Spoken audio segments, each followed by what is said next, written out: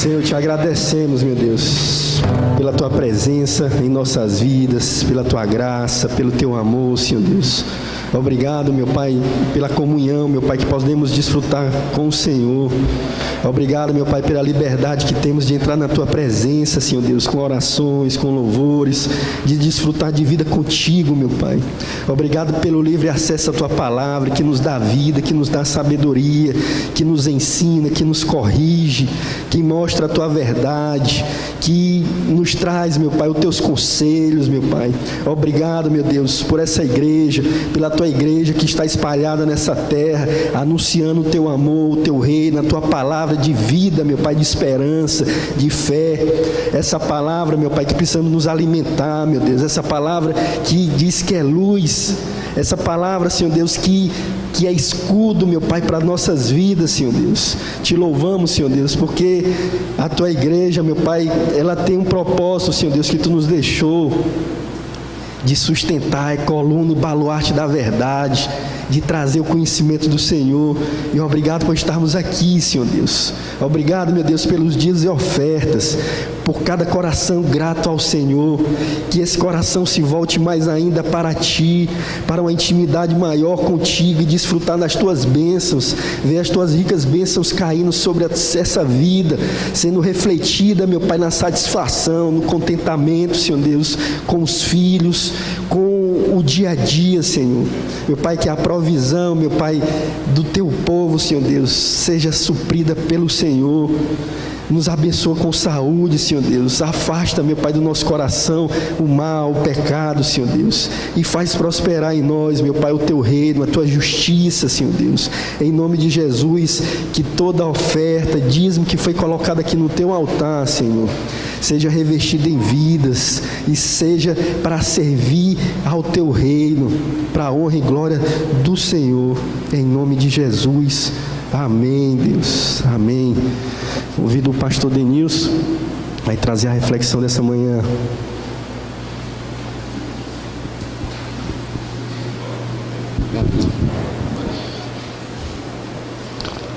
Amados, é muito bom estar aqui. Estou animado. Essa semana foi uma semana de férias. Quem está aposentado tem toda semana de férias, né? Vocês trabalharam muito? Quando eu brinco assim, dizendo que eu estou aposentado, reformado, tem gente que pensa que eu fico dormindo o tempo todo.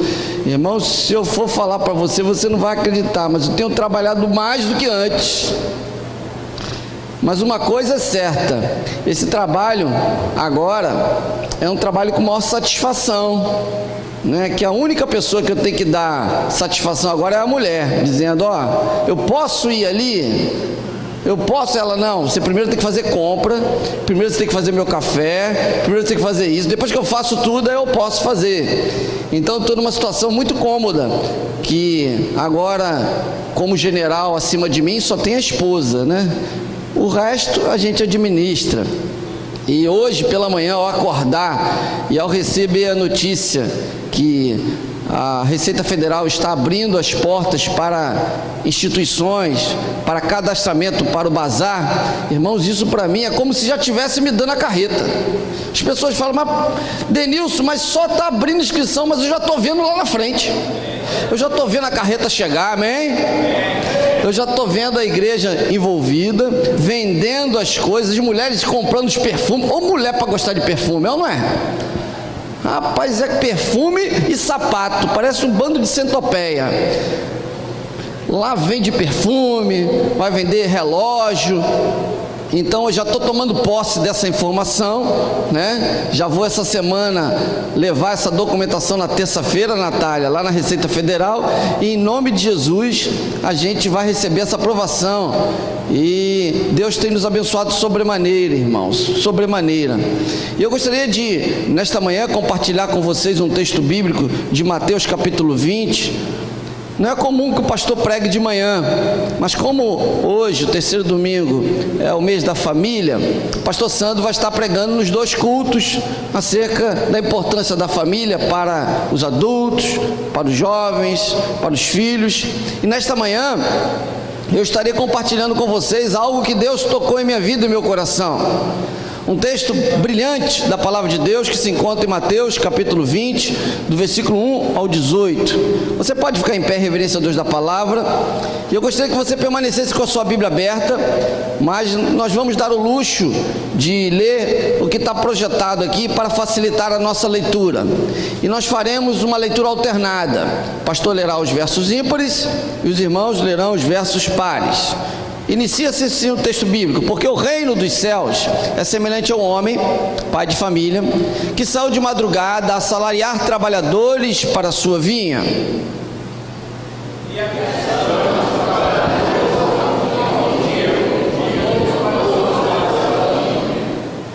E saindo perto da hora terceira, viu outros que estavam ociosos na praça.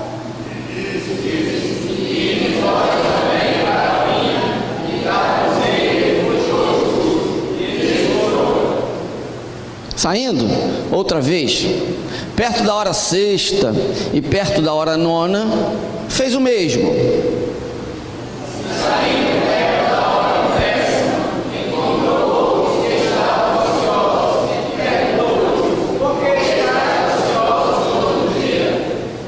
Disseram-lhe eles: porque ninguém nos assalariou. Disse-lhe ele: ide vós também para a minha vinha, e recebei o que for justo.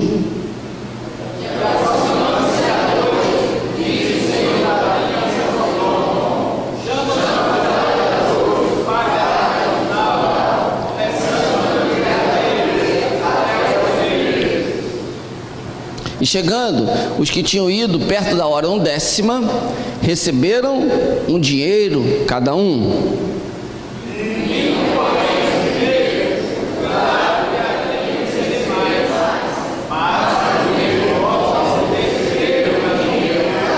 Até aí, tá bom? Que Deus possa abençoar essa palavra lida aos nossos corações, amém? Podemos assentar. Meus queridos, esse texto é um texto brilhante. Esse texto eu já preguei aqui, já preguei em outros lugares. A cada vez que eu leio esse texto, e eu tive a oportunidade de ler esse texto na minha devocional diária, eu fico impressionado com esse contexto. Muitos não compreendem e não conseguem entender o cenário desse texto. Inclusive na reunião dos pastores lá em casa, eu tive o privilégio de falar um pouquinho sobre esse texto, um pouquinho. E nesta manhã, eu gostaria de compartilhar com vocês acerca desse texto, da parábola dos trabalhadores. Quem contou essa parábola foi Jesus. Jesus era mestre em contar histórias. Jesus era mestre em passar mensagens que desse de fato uma sacudida no povo. E é interessante que algumas das mensagens das parábolas ele inicia dizendo o reino dos céus, o reino de Deus. Era comum Jesus falar acerca da implantação do reino de Deus aqui na terra. Jesus queria mostrar para todos nós que Deus tem um plano, e o plano de Deus aqui na terra se chama reino de Deus, reino dos céus em algumas versões. Cada um de nós tem um objetivo. A implantação de Jesus aqui na terra foi de fato implantar esse reino. Você tem o seu objetivo, o jovem tem um objetivo, o adolescente tem um objetivo, o adulto tem um objetivo, o pai de família tem um objetivo, o pastor tem um objetivo. Todos nós temos objetivo. Pense no seu objetivo agora. O que você quer mais? Eu mais quero agora seria fazer com que essa igreja viesse a crescer. Como pai, eu gostaria de ser um instrumento de Deus. Certamente você tem o seu objetivo. Você que procura um emprego, tem um bom emprego. Você que quer entrar numa faculdade, o Bruninho quer está fazendo o pré-vestibular, vamos dizer assim, né? Está vislumbrando uma faculdade. Você que está aí, quer casar. Enfim, essa semana recebi o telefonema de uma pessoa dizendo: pastor, quero casar, o que eu faço? Primeiro você conseguir a esposa, meu irmão. Depois a gente casa. Ele falou: já tenho. Eu falei: pronto, então é mais fácil. A gente vai entrar com a papelada. Ou seja, o objetivo dele, ele estava assim desesperado: pastor, eu quero casar. Eu falei: glória a Deus, vai casar. Cada um de nós tem um objetivo. E quando Jesus, ele emplaca essa parábola, ele quer mostrar para nós que em meio aos seus objetivos, você foi confiscado, você foi selecionado para ser trabalhador dele. Esse texto mostra que existia uma parábola, onde existia um homem, dono de uma vinha. A história é, o dono de uma vinha, o proprietário, precisou de trabalhadores, e chegou e chamou o administrador e disse: administrador, vá lá e vamos contratar pessoas. E esse mesmo administrador chegou na praça, segundo o texto bíblico, já pela manhã, e começou a selecionar trabalhadores. Olha, vocês querem trabalhar na vinha? Estão desempregados? Os homens, sim. Pronto, eu vos pagarei um denário. O texto bíblico escreve um denário, que é um dia de trabalho, ou seja, um bom recurso. Hoje no Brasil, uma diária está em torno de quanto? R$120. A gente acha uma diária baixa. Fui nos Estados Unidos, lá a diária é muito mais alta. Qualquer coisinha o camarada paga $100, $200, $150. Eu fui agora em Fernando de Noronha, o camarada, para cortar uma graminha da casa, o camarada cobrou R$150. Eu falei: rapaz, R$150. Ou seja, a diária de um trabalhador depende do local. Mas imagine uma diária que você gostaria de receber. Vamos lá, eu chegasse aqui para você, vamos lá, você vai trabalhar lá no meu condomínio, às vezes eu sou síndico, e vou te pagar R$500. Você vai ficar feliz ou não vai? Um dia de trabalho, de 6 da manhã às 6 da noite, com um intervalo de almoço de 2 horas para você dormir embaixo de uma marquise. Tá bom ou não tá bom? 500 conto, tá bom? Quem quer, diga amém. A moleza todo mundo quer, né?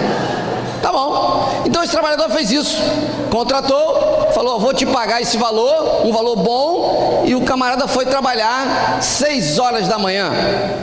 O texto bíblico diz que o proprietário viu, e passando por ali, nós não estamos identificando no texto se era a necessidade da vinha ou era a falta de emprego. Eu imagino que era a falta de emprego. E ele olha às 9 horas da manhã e vê na praça mais outras pessoas na praça sem fazer nada, e ele, segundo o texto bíblico, vai lá, viu os desocupados e falou assim: ó, eu vos pagarei o que for justo. 9 horas da manhã. O outro já tinha trabalhado de 6 às 9.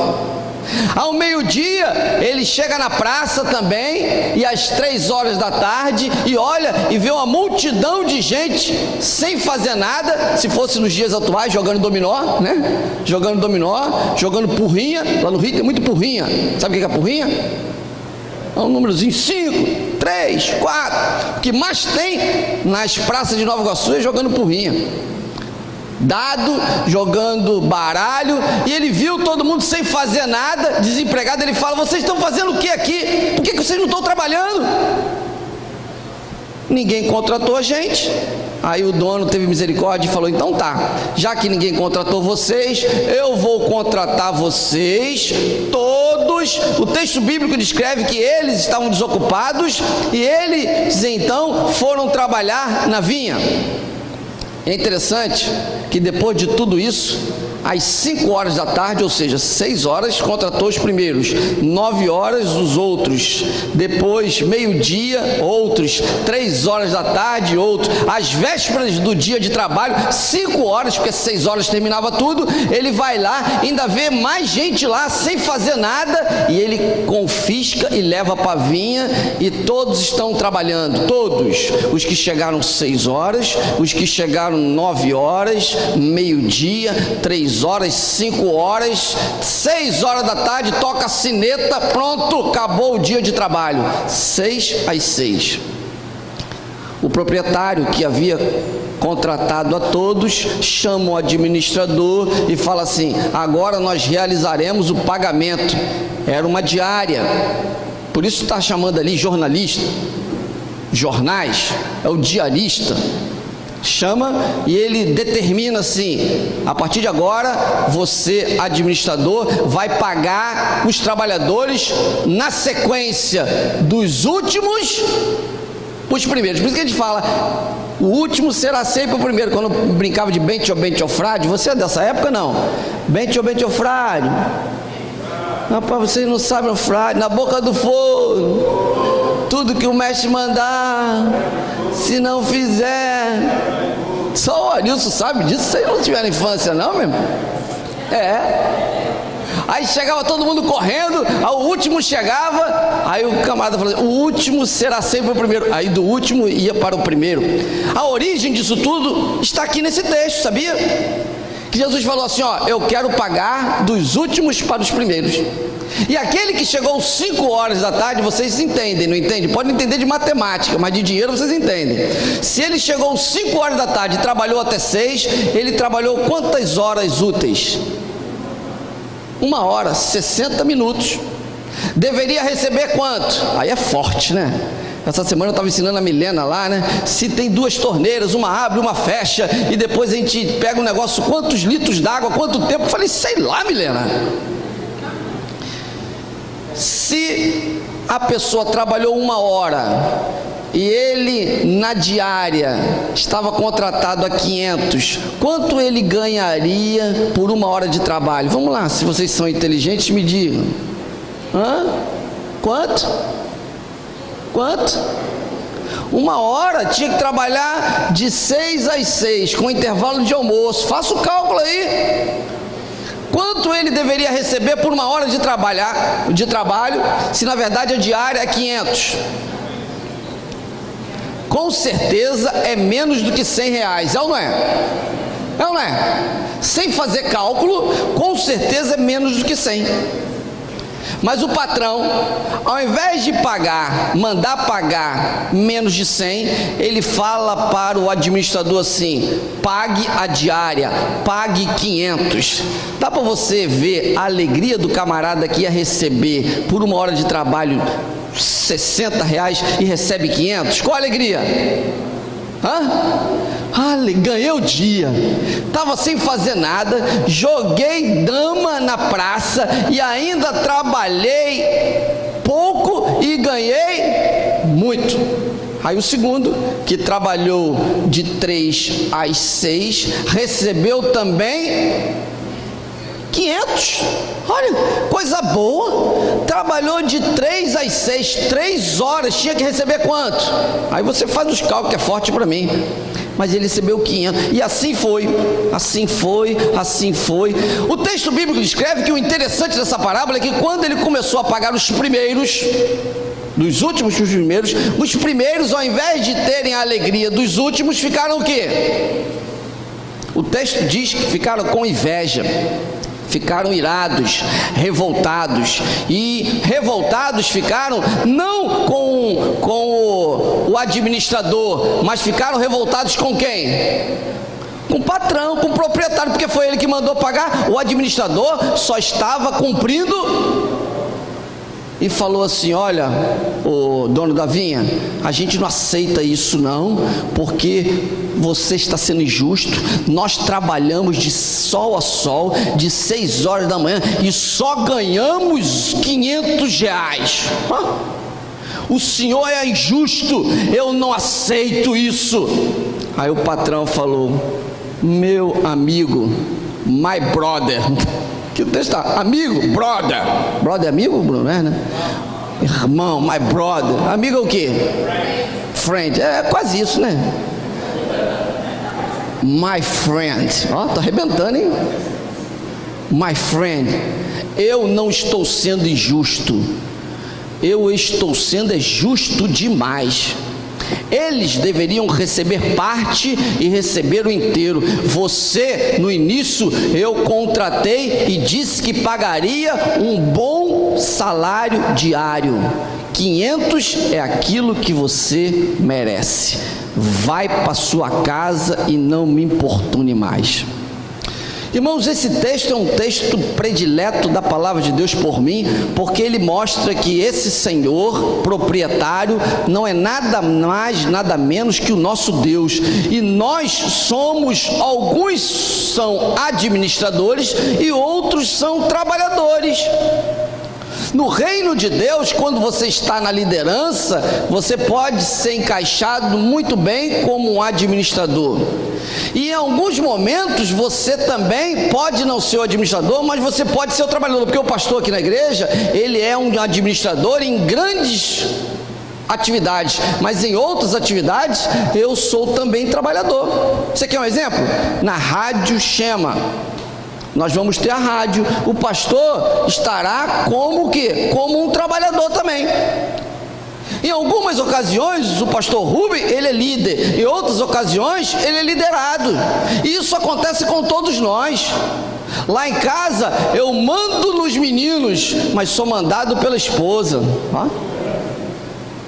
Em alguns momentos nós somos líderes, em outros momentos nós somos o quê? Liderados. E por isso você precisa entender esse contexto da parábola dos trabalhadores, para que você possa entender que às vezes, como funcionários, a gente está reivindicando alguma coisa, onde na verdade, meu querido, nós já recebemos muito mais além daquilo que a gente merece.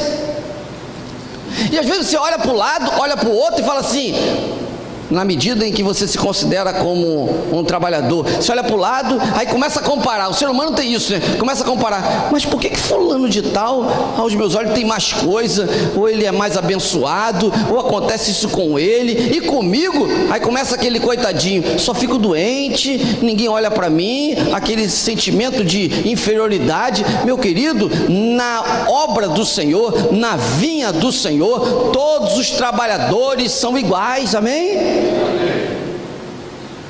Quantos aqui tem o tempo que o pastor tem de vida cristã? Eu nasci na vida cristã há 48 anos. Fui batizado com a minha mãe 2 vezes, uma na barriga e depois com 9 anos. Eu tenho um bom tempo de vida cristã, eu conheço a denominação como ninguém. Mas nem por isso, por ser contratado às 6 horas da manhã, eu sou melhor do que você. Pelo contrário, todos nós somos iguais, amém? Amém. Se nós temos o Levi que entrou agora, fica em pé, Levi. Graças a Deus, pode sentar. Aceitou Jesus, um homem de Deus, agora é o atalaia, é o xerife dos atalaias, é um líder, chegou agora, mas já está desenvolvendo o trabalho dele. Meu irmão, ele tem o mesmo direito que o vosso pastor tem no reino de Deus. Se Deus for distribuir as bênçãos dele, vamos lá, um montão de pacote de bênção, vai colocar o Levi do lado do pastor Denilson, e eu vou receber 5, e ele vai receber 5, e você vai receber 5 também. Agora, por que você fica chateado, entristecido, porque Deus age dessa forma? Ele está agindo porque ele está sendo benevolente. Deus é bom, amém? Por isso, meu querido, a primeira lição desse contexto é que muitas das vezes a gente está agindo com egoísmo, com inveja, e isso não é de Deus. Ou seja, no reino de Deus, aquela regra do Romário, sabe a regra do Romário? Sabe a regra do Romário? Quem entra no ônibus tem que sentar primeiro no corredor. Nunca leram, não? Alguém entrou lá no ônibus, aí alguém chegou lá no time e já queria mandar tudo, aí o Romário falou, não, peraí, o camarada entra no ônibus agora, quer sentar na janela, tem que sentar no corredor. Meu querido, não se aplica esta regra no reino de Deus.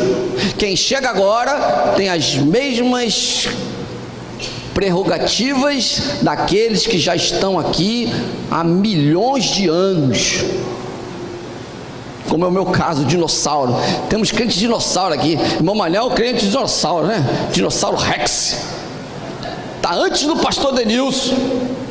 Mas ele, mesmo assim, tem esse conhecimento como o pastor tem, que todos nós somos iguais. Amém? Olhe para o seu irmão e diga, meu irmão, todos nós, no reino de Deus, na vinha do Senhor, todos somos iguais. Deu para entender? Amém? A segunda grande característica, que é para a gente encerrar nas 10 horas, é a característica do administrador. Nós temos o patrão, temos o administrador. Todos que estamos aqui, olhe para mim, somos líderes em algum momento da vida. E muitas das vezes, quando nós somos líderes, nós não queremos obedecer a ordem do patrão. Olha, que a ordem do patrão foi: vai lá e paga no inversamente, dos últimos para os primeiros. Meu querido, se fosse eu e você, o que você falaria para o patrão? Espera aí, isso é injusto, vai criar problema no meio do caminho. Aí depois ainda ia falar assim: tá vendo? Eu falei. Mas se o dono da vinha falou para ele pagar do último para o primeiro, é porque ele queria ensinar, porque ele tem mais experiência, porque ele tem conhecimento, porque ele tem sabedoria. Meu querido, se você é um administrador do reino de Deus, obedeça às pessoas que estão acima de você. Ainda que você discorde, você obedeça, oriente, mas obedeça e saiba que a pessoa que está acima de você foi uma autoridade colocada por Deus. Você quer um exemplo? Nós estamos num país onde a liderança política está um caos, mas nós não temos o direito de queimar bandeira, de jogar ovo nos outros, queimar ônibus. Meu irmão, se você votou naquele que está lá ou não votou, não importa.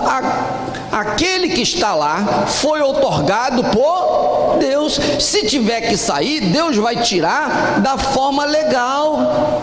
Então não compete a mim nem a você se utilizar da força, de outros meios, onde na verdade toda autoridade foi instituída por Deus. Coloque isso na sua mente: toda autoridade foi instituída por Deus, e Deus coloca e Deus tira. Se você estiver sob a autoridade, obedeça. Pare de ponderar, pare de reclamar, pare de dizer que você é coitadinho. Mas não posso, meu irmão. Deus vai fazer a obra dele. Esse texto bíblico mostra que o administrador, ao obedecer o patrão, o dono da vinha, tudo no final correu da melhor forma. Tanto é que os ensinamentos foram dados tanto para os trabalhadores como para o próprio administrador. Eu gostaria de concluir nesta manhã esta pequena mensagem dizendo que no reino de Deus todos nós somos iguais. Gostaria de dizer para você que Deus tem um chamado para você. E eu gostaria de ratificar que essa chamada para o reino, para o trabalho na vinha, quer seja 6 horas até 5 horas da tarde, não foi feita pelo administrador, mas foi feita pelo próprio proprietário, o dono. Foi o dono que saiu na praça e perguntou e indagou e viu a necessidade e disse: olha, a partir de agora eu te contrato para a minha vinha. Meu querido, você que está aqui, seja trabalhador, seja administrador, quem lhe chamou foi o Senhor.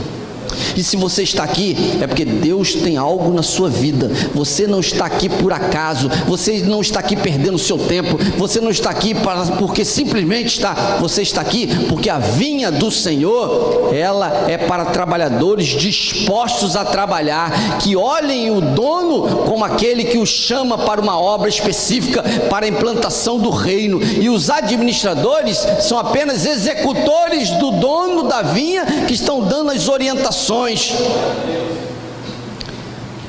Eu tenho verdadeira certeza de que todos nós que estamos aqui fomos chamados por Deus, e eu vejo pelos olhos da fé, meu irmão, que a obra do Senhor, a chama do Senhor, ela vai crescer ainda mais.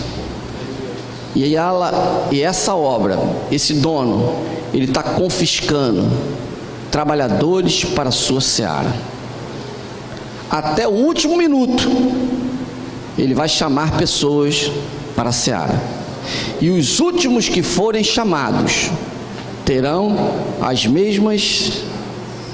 mesmos direitos que os primeiros que foram chamados.